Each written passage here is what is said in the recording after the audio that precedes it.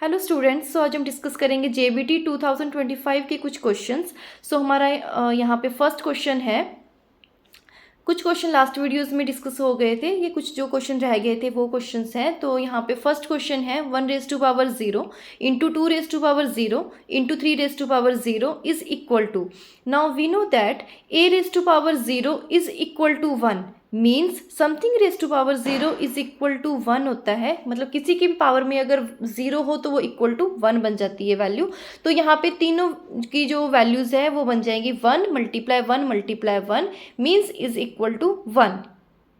Now our second question is, next question है LCM of 26 and 91। इन दोनों numbers का आपने एलसीएम फाइंड करना है।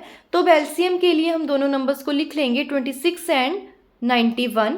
अब हम देखेंगे कि ये नंबर पहले किससे डिवाइड होगा। तो यहाँ पे 26 इवन नंबर है, 2 से डिवाइड होगा, ये आ जाएगा 13 एंड 91 2 से नहीं डिवाइड होगा। उसके बाद ये डिवाइड होगा 7 से, तो ये आ जाएगा 91 डिवाइड होके 13 और यहाँ पे 13 पहले से ही था तो 13 से 13 डिवाइड करके ये बन गया 1 1। मतलब हमने 1 1 तक डिवाइड करना होता है जब तक यहाँ पे 1 1 ना बने।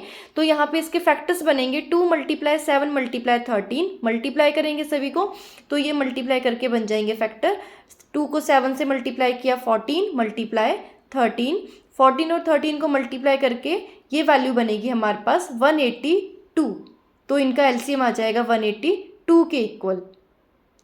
नाउ नेक्स्ट क्वेश्चन है, if 11% of a number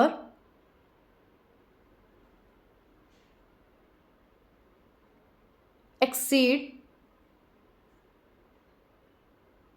7% of that number by 18, then number is equal to, then find the number. Means आपने नंबर फाइंड करना है।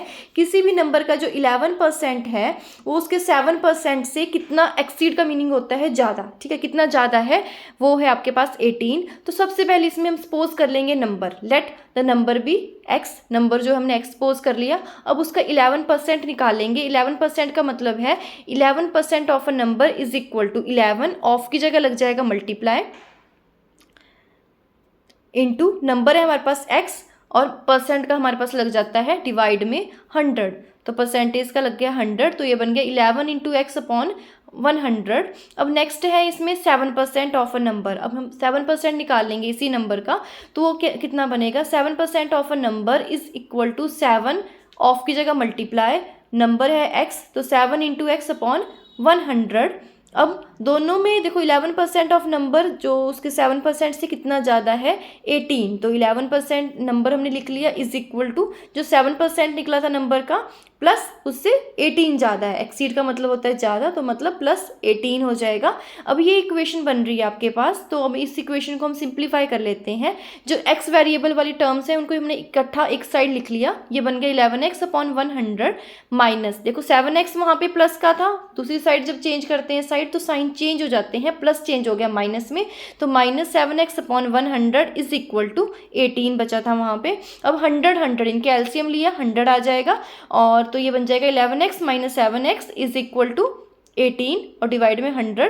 11 माइनस 7 आ जाएगा 4x upon 100 is equal to 18। Cross multiply किया तो ये आ जाएगा x इक्वल टू 18 इंटू 100, और जो 4 था वो मल्टीप्लाई में था तो इस साइड जाएगा तो डिवाइड में चला जाएगा, तो ये वैल्यू बनेगी 18 इंटू 25 और इनको मल्टीप्लाई करके वैल्यू हमारे पास बनेगी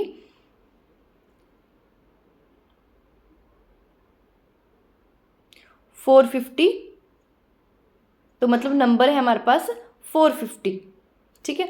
नाउ नेक्स्ट क्वेश्चन है 125 रेज टू पावर 1/3। 125 की पावर 1/3 का मीनिंग है कि हमने उसका क्यूब रूट निकालना है। तो हम उसके लिए सबसे पहले इसके फैक्टर्स लिख लेंगे। 125 के फैक्टर्स हमारे पास बनते हैं 5 मल्टीप्लाई 5 मल्टीप्लाई 5 और पावर है 1/3, तो यह आ जाएगा 5 रेज टू पावर 3 और इसकी पावर 1/3 भी गिवन थी। नाउ पावर्स क्या हो जाती हैं मल्टीप्लाई, तो पावर 3 से 3 कैंसिल हो जाएगा और यहाँ बचेगा 5 रेज टू पावर 1, तो ये बचेगा हमारे पास 5। नेक्स्ट क्वेश्चन है फाइंड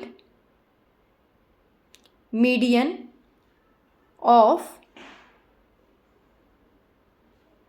आपके पास कुछ नंबर्स दे रखे हैं, कुछ डाटा गिवन है, उसका आपने मीडियन फाइंड करना है। 13 16 12 14 19 12 14 13 14, ठीक है, ये 9 नंबर्स गिवन है। तो मीडियन फाइंड करने के लिए सबसे पहले हम नंबर्स को जो है अरेंज कर लेंगे इन असेंडिंग ऑर्डर, ठीक है। जब भी आपने मीडियन फाइंड करना हो तो हम डाटा को जो है अरेंज कर लेते हैं इन असेंडिंग ऑर्डर में। तो उनको अरेंज करने पे जो नंबर्स हैं वो हमारे पास क्या बनेंगे, असेंडिंग ऑर्डर का मीनिंग होता है स्मॉल टू बिग। सबसे पहले हम स्मॉल नंबर लिखेंगे इनमें, तो इसमें सबसे स्मॉल है 12, और देखेंगे 12 कितने टाइम है, ये 2 टाइम्स है, तो 12 2 टाइम्स लिखा। नेक्स्ट नंबर है 13, और ये है आपके पास अगेन 2 टाइम्स, इसको भी 2 टाइम्स किया। देन है हमारे पास 14, और 14 भी हमारे पास 3 टाइम्स है, तो इसको 3 टाइम्स किया। और 14 के बाद नेक्स्ट नंबर 16, और ये 1 टाइम है, तो इसको 1 टाइम लिखेंगे। देन 16 के बाद नेक्स्ट नंबर है 19, ये 1 टाइम है, इसको 1 टाइम ही रखा, ठीक है। तो ये टोटल नंबर्स बन गए हमारे पास 9। अब इसके बाद इनका मीडियन फाइंड करेंगे। मीडियन फाइंड करने के लिए देखो यहाँ पे टोटल नंबर्स थे 9, तो मीन्स यहाँ पे n आ गया हमारे पास 9। 9 एक ऑड नंबर है, और जब भी ये ऑड में आए तो आपके पास फॉर्मूला बनता है इसमें असेंडिंग ऑर्डर का n+1। तो इसमें मीडियन फाइंड करने का फॉर्मूला हमारे पास बनता है n+1 डिवाइडेड बाय 2। जो इसको डिवाइड करके आएगा उस नंबर की जो ऑब्जर्वेशन होगी वो हमारे पास क्या बनेगा, मीडियन, ठीक है। If n is odd and if n is even, अगर n की वैल्यू बाई चांस हमारे पास इवन में आ जाए तो हम कैसे फाइंड करेंगे, तो उसके लिए भी हमारे पास एक फॉर्मूला होता है मीडियन के लिए। वो फॉर्मूला है n/2, इसको डिवाइड करके जो ऑब्जर्वेशन आएगी प्लस n/2 + 1, ठीक है, एंड होल डिवाइडेड बाय 2, ठीक है। इस तरह से n की वैल्यू पुट करके जो यहाँ पे ऑब्जर्वेशन बनेगी वो हमारे पास क्या बन जाएगी, मीडियन। तो यहाँ पे n था हमारे पास 9, और n+1/2 करके हमारे पास कितना आ जाएगा, ये n+1 मीन्स 9+1, ये आ गया हमारे पास 10, 10/2 आ गया 5। मतलब जो 5th नंबर की ऑब्जर्वेशन है वो हमारे पास क्या बन जाएगी, मीडियन। तो वो है हमारे पास, हम काउंट करेंगे 5th नंबर पे हमारे पास 14 आ रहा है, तो यहाँ पे मीडियन आ जाएगा 14। So median of this data is equal to 14। Now next question है the sum of all the angles of a quadrilateral is equal to. एक क्वाड्रिलेटरल के सारे एंगल्स का सम किसके इक्वल होता है वो फाइंड करना है। तो सबसे पहले क्वाड्रिलेटरल ड्रॉ कर लेते हैं। क्वाड्रिलेटरल होता है विच हैव 4 साइड्स, ठीक है। इसमें रेक्टेंगल भी आता है, स्क्वायर भी आ जाएगा, आपके पास सारी शेप्स आ जाएंगी जिसमें भी 4 साइड्स होती हैं, रोम्बस एंड ऑल। तो अब इसके सभी एंगल का सम आपने बताना है कितना होता है। तो इन सभी एंगल का सम होता है is equal to 360 degree. And next question is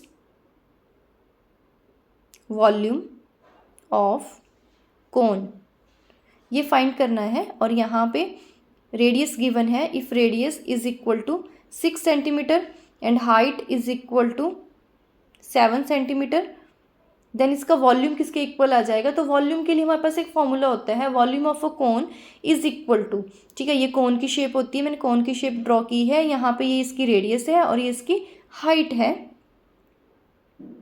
h।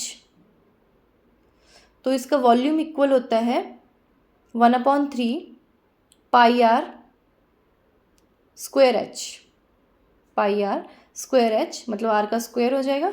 तो यहाँ पे सारी वैल्यूज़ को पुट कर देंगे, ये बन जाएगा 1/3 एंड पाई की वैल्यू हमारे पास 22/7 पुट करेंगे। 1/3 इंटू 22/7, आर का स्क्वायर है 6 × 6 एंड इंटू h है तो इंटू 7। नाउ 7 से 7 कैंसिल हो जाएगा एंड 6 जो है 3 से डिवाइड होके ये वैल्यू बन गई हमारे पास 2। सो वैल्यूज़ बचेगी 1 मल्टीप्लाई 22 मल्टीप्लाई 2 मल्टीप्लाई 6 इंटू 1। इन सभी वैल्यूज़ को मल्टीप्लाई करेंगे, वो आपका आंसर हो जाएगा 22 इंटू 6 को 2 से मल्टीप्लाई किया 12। नाउ 22 एंड 12 को जब मल्टीप्लाई करेंगे तो हमारे पास आंसर आ जाएगा 264। तो 264 साथ में सेंटीमीटर क्यूब, जो वॉल्यूम है उसके यूनिट क्यूब में होते हैं, तो centimetre cube. Now next question है, cost of 5 bananas is equal to selling price या एसपी ऑफ 3 बनानास। ठीक है, 5 बनाना की कॉस्ट किसके इक्वल है? 3 बनानास की जो सेलिंग प्राइस है उसके इक्वल है। तो आपने फाइंड करना है इसमें गेन परसेंटेज।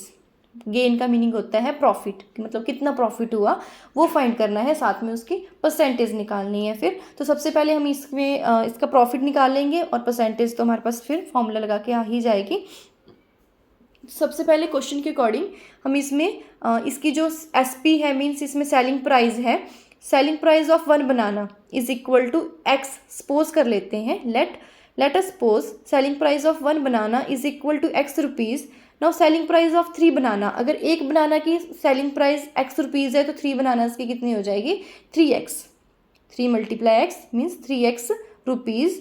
नाउ ये किसके इक्वल था कि कॉस्ट ऑफ 5 बनानास, तो मतलब 3 बनानास की जो सेलिंग प्राइस है वो इक्वल आ जाएगा 5 बनानास की कॉस्ट के इक्वल। तो cost of 5 bananas is equal to किसके इक्वल आ जाएगा? ये 3x।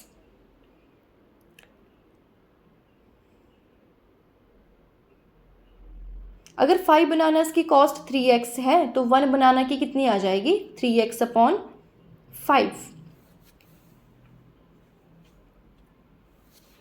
So cost of 1 banana is equal to ये हो जाएगी 3x अपॉन 5 रुपीज़। अब हमने इसमें बताना है कि कितना उसको प्रॉफिट हुआ। तो प्रॉफिट के लिए देखो उसने कितने सेल किए बनाना, 3 सेल किए हैं, क्योंकि एसपी आपके पास 3 बनानास की गिवन है तो हम कॉस्ट भी 3 बनानास की ही फाइंड करेंगे। तो कॉस्ट ऑफ 3 बनानास 1 बनाना की हमारे पास आ गई, तो 3 बनाना की किसके इक्वल हो जाएगी? जितनी कॉस्ट 1 बनाना की थी मल्टीप्लाई बाय 3, तो 3x अपॉन 5 इंटू 3, ये आ जाएगा 9x अपॉन 5 रुपीज़।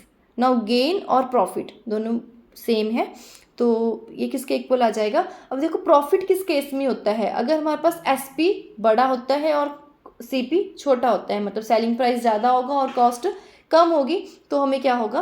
प्रॉफिट होगा। तो एसपी माइनस सीपी करेंगे, तो 3x minus 9x upon 5, minus किया, इनको सब्ट्रैक्ट किया, डिनोमिनेटर का एलसीएम ले लिया, 5 आ गया, और डिनोमिनेटर को जब हम डिवाइड करते हैं न्यूमिनेटर से तो ये बन जाता है हमारे पास, देखो यहाँ पे 5 इसका एलसीएम था, 5 को जब 1 से डिवाइड किया 5 मल्टीप्लाई न्यूमिनेटर 3x माइनस 5 को 5 से डिवाइड किया 1 मल्टीप्लाई 9x। नाउ इनको मल्टीप्लाई करेंगे 5 into 3x 15x minus 1 into 9x 9x upon 5, और 15 माइनस 9x माइनस किया 6x अपॉन 5 रुपीज़। ये आ गया हमारे पास गेन या प्रॉफिट। नाउ इनकी परसेंटेज निकालनी है, गेन परसेंटेज। तो इसके लिए फॉर्मूला होता है जितना प्रॉफिट हुआ है means gain upon cost price multiply 100। तो यहाँ पे गेन की वैल्यू पुट कर देंगे, वो थी हमारे पास 6x upon 5 and cost price थी 9x अपॉन 5 मल्टीप्लाई 100, और 6x अपॉन 5 जो 9x अपॉन 5 है ऊपर जाके इसका रेसिप्रोकल हो जाएगा, ये बन जाएगा 5 अपॉन 9x मल्टीप्लाई 100।